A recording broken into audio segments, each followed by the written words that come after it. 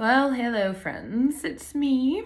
I just wanted to get on because I have been working to kind of get in my head straight what I have been receiving as far as information is concerned.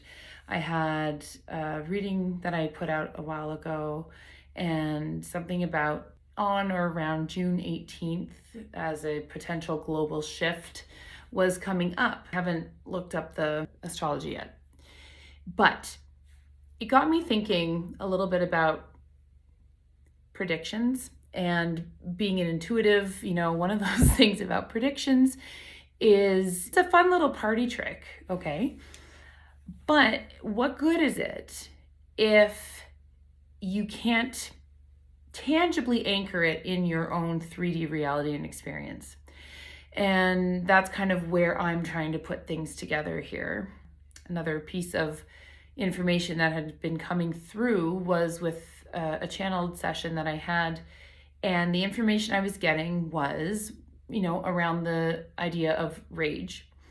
Now, I posted that particular reading about 2 weeks ago, but rage was sort of the theme. What my guides were saying was the rage that is being felt is, not only being mindful of what you put in your body, but also, they said poetically, we have one hand gripping onto the cliffside and another hand that is in free fall. And the hand that's gripping onto the cliffside is the old world. And then the hand that's in free fall is us moving into the new world. And that is the tension, is us hanging off the side of the cliff. That is what's going on right now in the world. What we're feeling here very specifically is a building up of a pressure. And Hedwig Tarot talked about this actually. She actually said, you're getting squeezed. You might be feeling it too. You get squeezed. And as energetic beings, we are feeling that in ways that might not be tangible.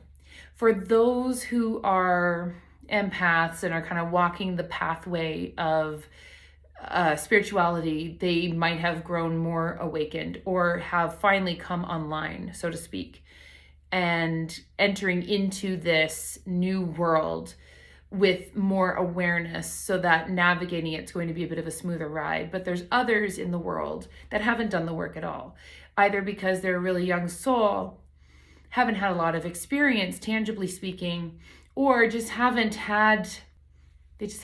pursued, I guess, the learning and the unfolding, because it can be painful, right?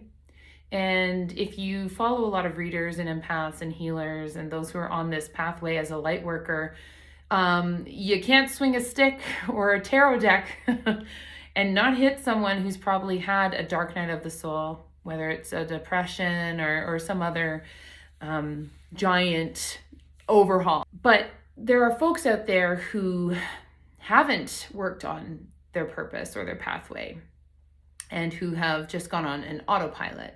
And those folks, especially the ones who might be lacking in a little bit of emotional intelligence, because maybe they haven't been brought up in a world where they were taught how to work out their feelings or don't have the vocabulary for it.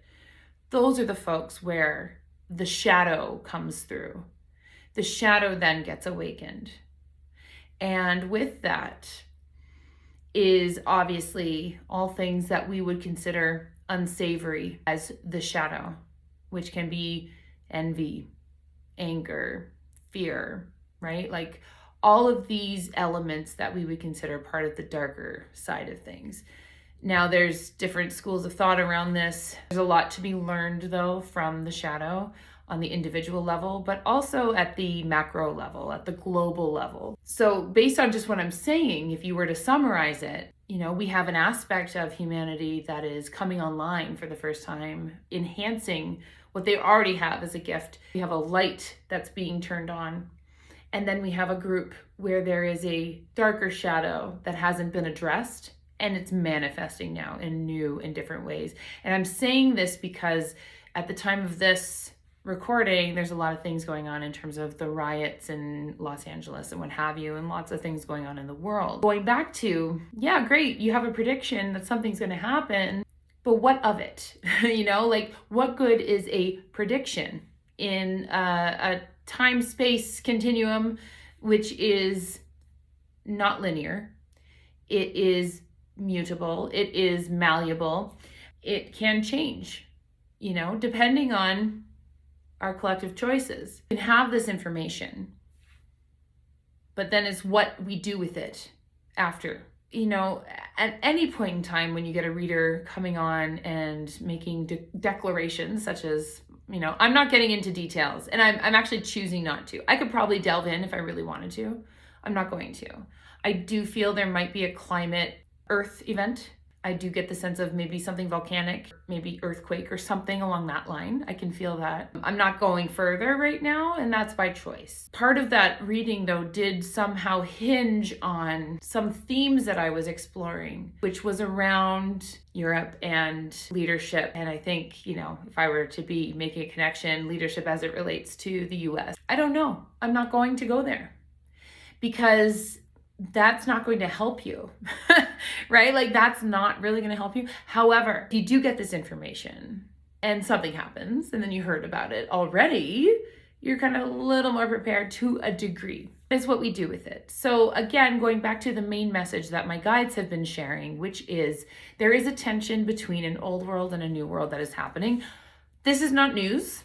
We know that this has been happening, but it's really manifesting in a large way right now. What you choose to do when you're feeling that tension here is what will make the difference, right? And how we perceive the world in front of us. Again, growing pains happen. When you have a pendulum swinging in one direction, it will end up swinging back. And right now we're in mid-swing of things. Go in one direction, now it's heading back. People are awakening, processing some of the shadow stuff, some of their hurts. The only way they know how to do it is through action, reaction, rebellion. The light workers out there, healers in the traditional sense as well, doctors and nurses and things like that, teachers, community workers, volunteers, people like that, alongside everyone else who's in the more esoteric side of things. That makes you a light worker. We must maintain our ground.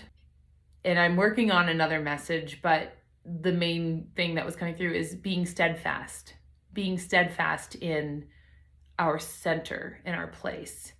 Because when you see everything happening around you, it is really easy to take what is happening around you at face value and then be affected by that because we are organic and we respond to those things. I'm telling you right now, please trust me on this.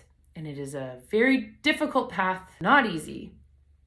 But please, if you can, maintain your ground and maintain the vision of that which you hold, which is the free fall right now into our new world. And what my guides were saying is this is a move into a world where quite literally pursuing your passions, pursuing your purpose, pursuing that which is creative, those things that light you up, that is the world we are moving into. We must have come here for a reason. Right? Like we signed up somehow. We got the brochure. We signed up for this. So if you can kind of remember, on some level, your soul is looking for an opportunity to learn and cultivate a brand new thing. So I offer this to you right now. I hope this is helpful. Being mindful and standing your ground and just remembering that sometimes the things that we see outside of us, 1111, are not quite accurate in the sense that if you are tuned in, you will sometimes see things in advance, note the patterns, the energies, you'll feel all of that before everyone else does. There's a lot of muck to tread through, trust what you're feeling, trust what you know to be true, trust the thing that feels best, and kind of go from there. All will be well. I hope this makes sense. I've tried recording this message 3 times, so we'll see if it's clear.